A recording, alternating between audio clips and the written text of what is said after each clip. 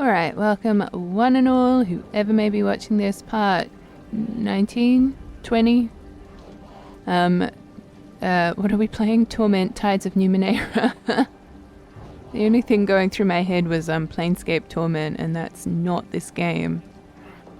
I've just had to spend the morning trying to fix up some stuff, and I just have decided I have a deep dislike of Microsoft, is all I'm going to say. But we're here now.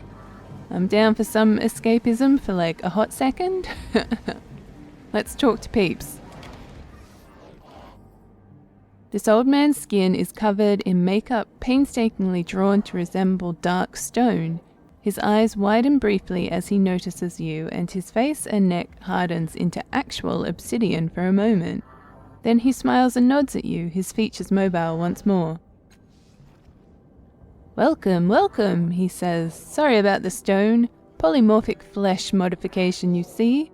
I didn't see you walk up, and I assumed you were going to cut my throat and take my chur-giggle parlor for yourself." "Why would you think such a thing?"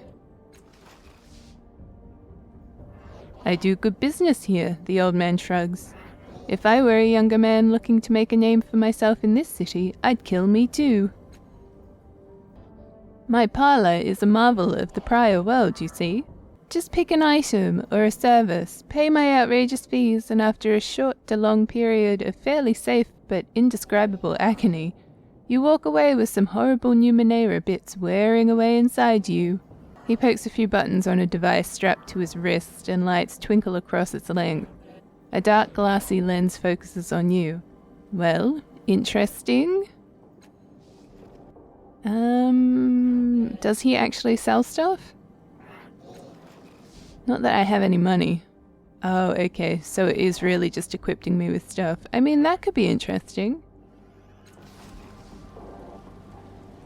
I won't miss you, but I'll miss your money. Alright, let's examine the drone. The drone buzzes a warning at you as you lean in for a closer look. The retractable blades leap to your attention. A tiny shaft of light graces the edge of each, and they taste the air like tiny tongues. But you also notice a panel beneath the blades, fluttering like an insect's wing. Beneath, you catch a glimpse of a row of saw-toothed injectors. "I've seen these before," Allergan mutters. He reaches for the back of the drone, and it slashes at him with an outraged hiss. Your companion dips beneath the blaring blade and pokes an innocuous patch on the thing's plating. A hidden panel flies open, filling the air with an incomprehensible babble of high-pitched voices. "See, what you've got here is a sleeping peon," he says, leaning casually out of the way of another of the drone's furious swipes. "Friend of mine had a bunch of wild theories about them. Shame he still had them in his head when one of these things chopped it off." It whirs at his throat, hacking and thrusting. He ducks. "One thing he did manage to tell me is that they forget all about you if you don't touch them for 10 seconds. The drone pauses in the air, cocking to one side. Then the hatch slaps shut, silencing the babbling voices. "There," says Allergan. "See? Well, that's just convenient." Okay, good to know we could get like some sweet modifications here. Let's go. Oh, I forgot about my dancing dude here. Oh, we have to talk to him.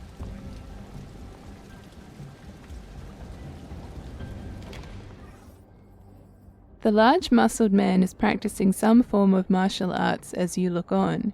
He is wearing an old white, rough, woven coat with the sleeves torn off, and a red bandana is wrapped tightly around his head. He seems to be moving much faster than his size suggests is possible. He glides between stances as swiftly as water. His fists are blurring hammers striking at invisible enemies. His bare, calloused feet snap and slash at the air like knives. "You're very fast." "Yes," Aiden says. "The Drebble's gift." His hand slips around an invisible assailant's arm. He snaps it with the stab of his elbow, then crushes his enemy's throat and flips him over his shoulder to the ground. "Chrysanthemum array," he shouts, spinning over the invisible adversary's corpse to deliver a triangle of jabs to the chest of his next attacker. The entire set of moves took no longer than 4 seconds. He catches you staring and smiles. You must be wondering why I'm shouting. Sure, why not? I am not surprised. I must look like a lunatic, he says before spearing his opponent's jugular with 3 fingers. Canthered thrust! It helps me focus my breathing, my strength and will. It reminds me of how weak I once was and how strong I've become. Years ago, I was a starving beggar. I managed to steal a wedge of pie crust and was terrified that someone else would take it from me. So I hid inside that metal structure over there to enjoy my feast. Bite of the hidden queb, he says, clawing his enemy's eyes. The stale crust crumbled into pieces between my fingers, and something strange happened. They drifted towards the ground like the softest of snowflakes. I was able to pluck each one of them from the air before they fell. At first I was delighted, then I wept. How far had I fallen that clean food was a miracle? He sighs, then delivers 4 more blows to the heir's belly. But the miracle never ended. The longer I lived in that shelter, the more I could slow the world by concentrating. I swore to never waste this gift. I would honor it by becoming stronger, faster. I would challenge the predators of the world and take their killing blows from them. I would never be prey again. Crush stomp!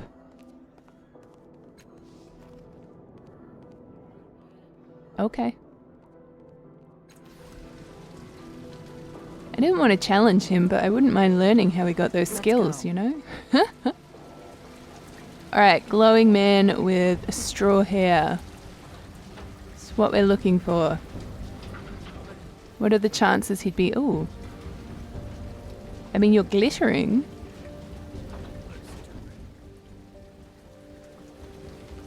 Ooh.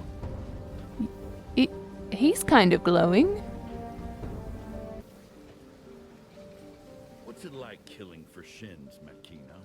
More profitable than doing it for free. That's not what I meant. I know what you meant. That's still my answer. All right. Oh, and that's a ship behind him. The first thing you notice about this wiry young man is the golden haze, the glow surrounding him. It sparkles in his eyes and gives his easy grin a warmth that you can feel right down to your gut.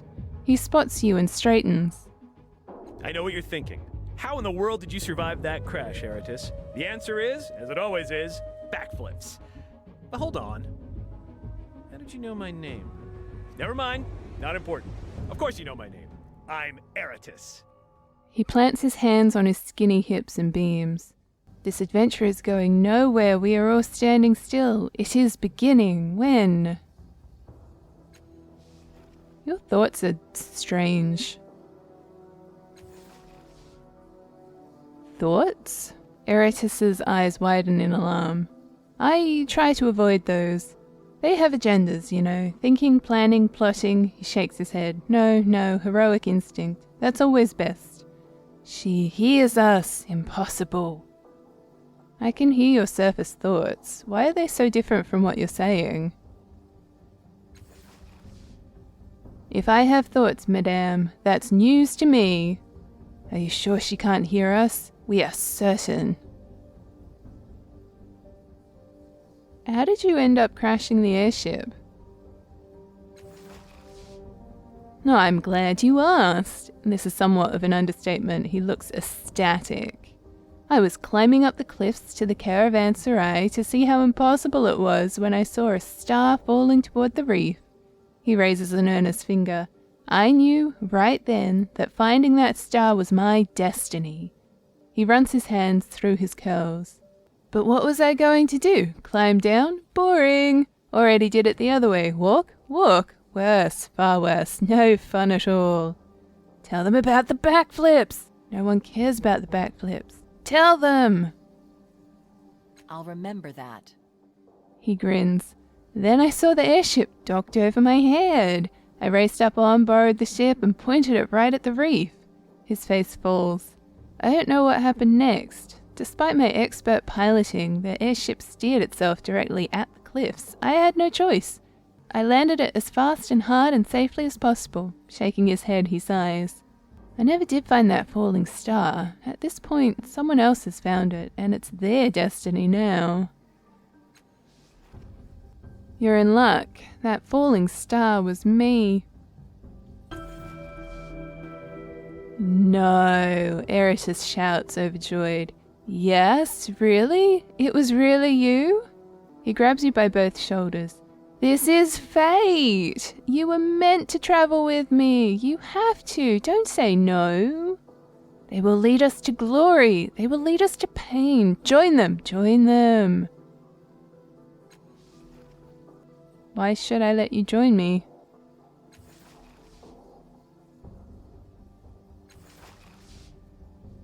Love interest.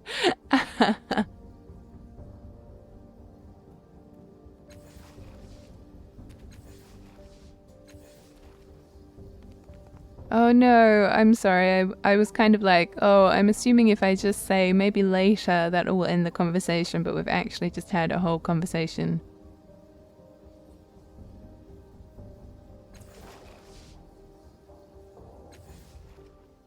Okay.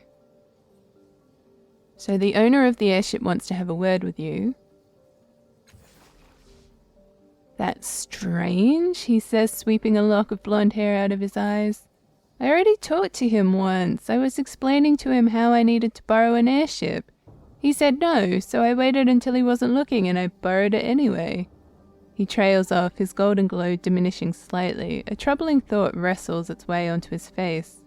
He's not angry, is he? He's very angry with you. You should talk to him.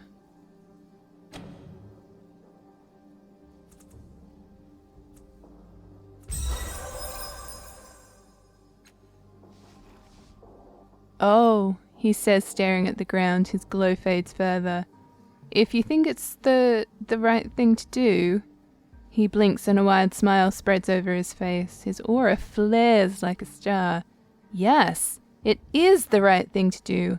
I'm going to do it. I'm going to right this wrong. He strides off towards Caravanserai, whistling cheerfully. Go forth and right the wrong. Pay any price to make amends. Pay any price. Making a note. He seems like an interesting fellow.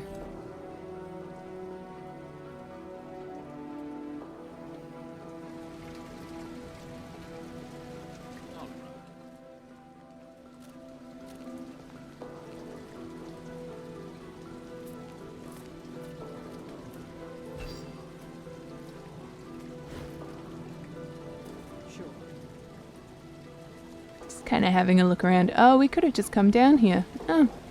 Well, I'm ready. Pretty sure those are some more cultists with actual names.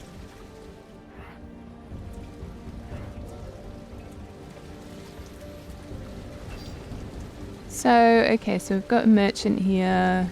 We've got the crashed airship. Oh, tunnel to the underbelly. I love how, like, interconnected these places are, but, like, only as you're exploring them. Oh, Fifth Eye Tavern.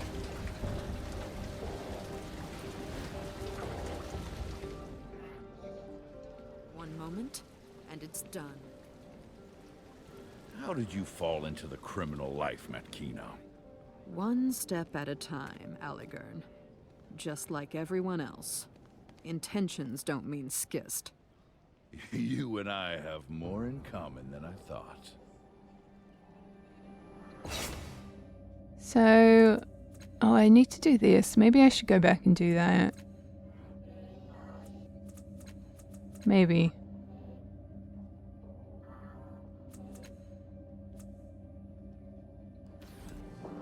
Yes.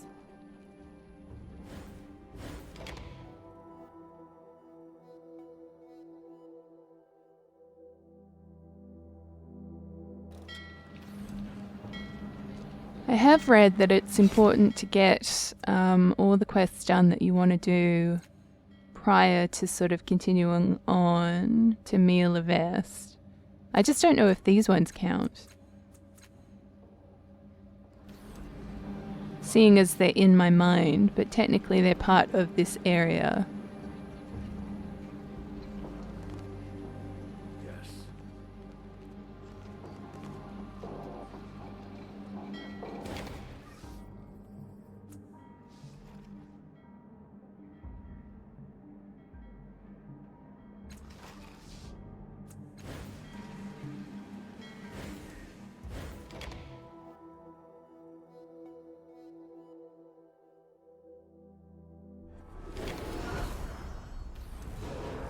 Of course.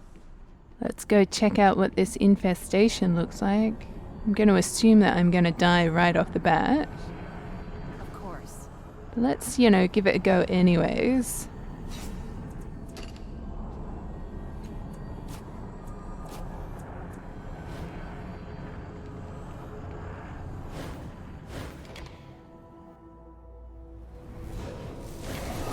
I'll remember that. As your body pours from the portal, an ad hoc laboratory comes into view.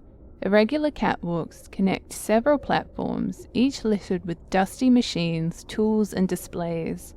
In the center of each platform stands a strong glass tank, glowing like the orbs from the dark fathom you were born in. You have a feeling that, like the orbs, those tanks contain your memories. Each tank is connected to a machine on the same platform. Caustic black ichor sputters from all but the nearest of the glowing tanks, keeping you from seeing or even feeling what lies inside. The oily film on the nearest machine pauses, almost as if it has noticed your presence. It begins to drain from the device. As the black sludge coalesces, you recognize it as a fragment of the sorrow, stronger from feeding on your subconscious all this time. Because the fragments have been feeding on your tidal energy, you sense that they are bound to you, at least for now. You may be able to use the machines in this place to manipulate them.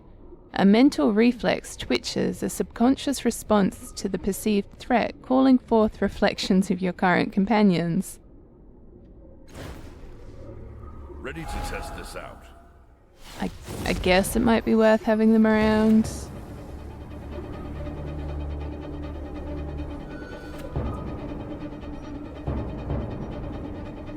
So, let me just get a lay of the land.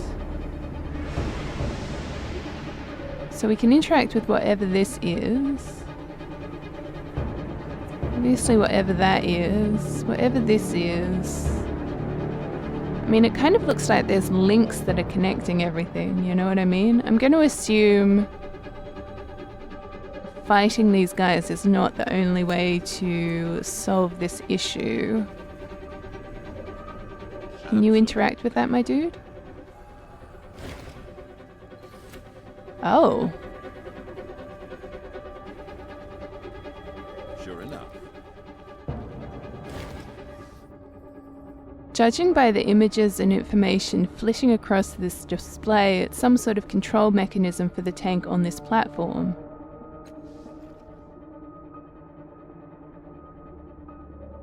Ah, okay. The screen flashes angrily. Foreign body present in tidal flow regulators. Configure flash? It must be talking about the fragment feeding on the tank. Okay, so he can't do this, so I think my character's going to have to come in and do this. I'm ready.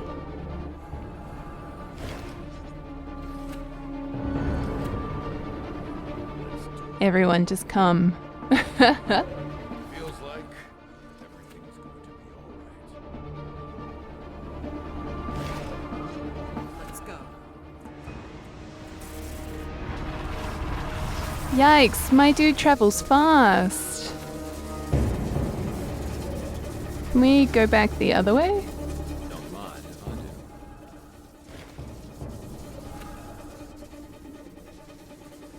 Absolutely.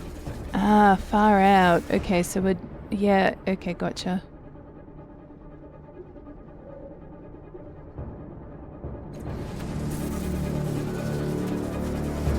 Ready. Oh, does none of us have machine lore? Doing it now.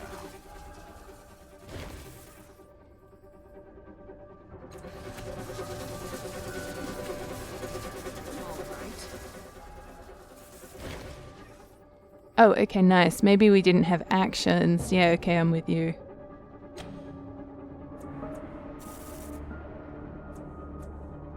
Nice.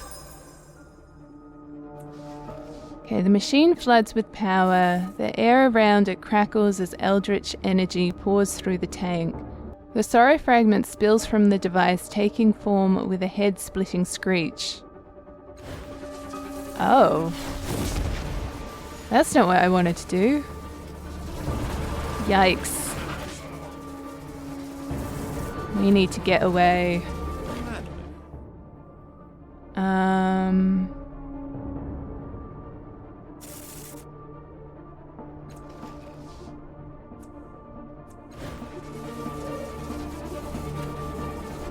Okay, so I think that will attract them there. I'm just very confused by what we need to do. Do we need to get them all out?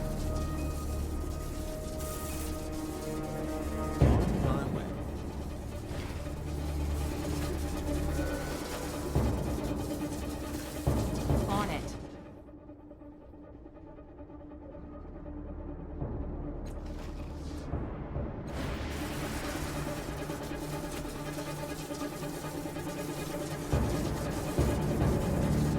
I'm ready.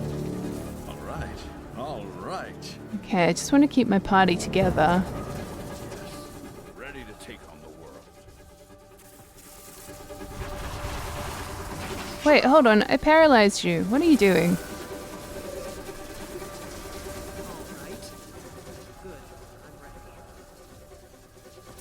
I wish I understood how this worked. I think we're just gonna die.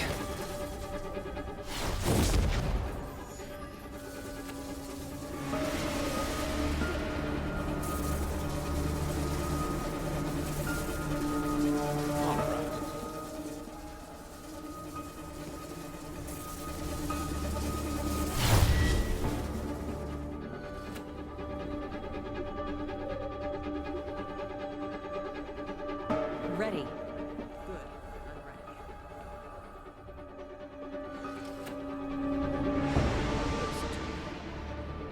Who's going to stop us now? Let's go. Right, so it takes a round, oh gosh, for these things to do their thing. I gotcha.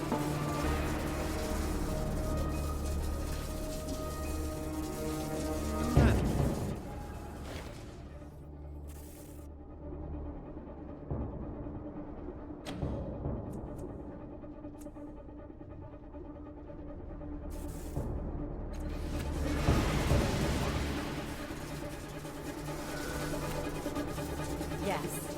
All right. All right.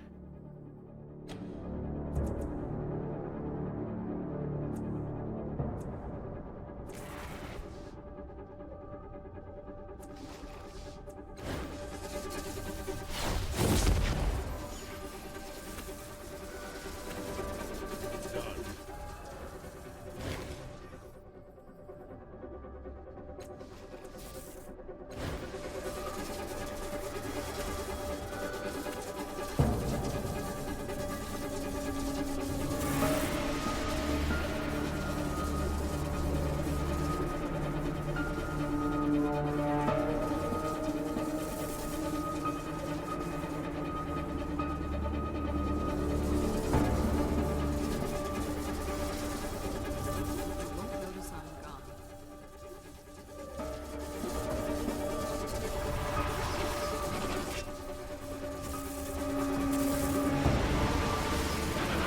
Don't let me die, cast off.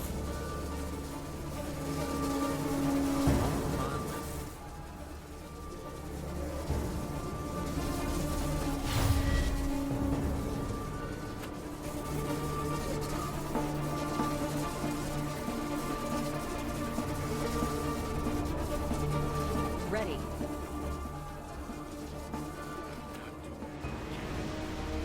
Need some help.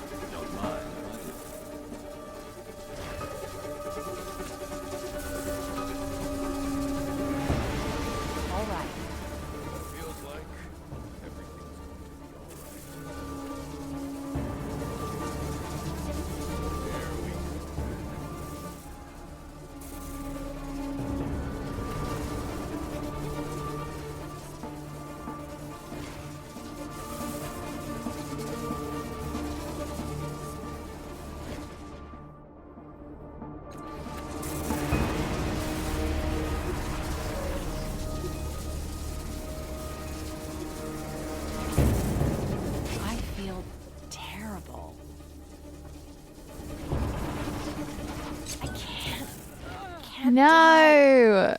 Oh, we were doing so well, kind of. Sorry, I wasn't speaking much because I just didn't know what I was supposed to be doing.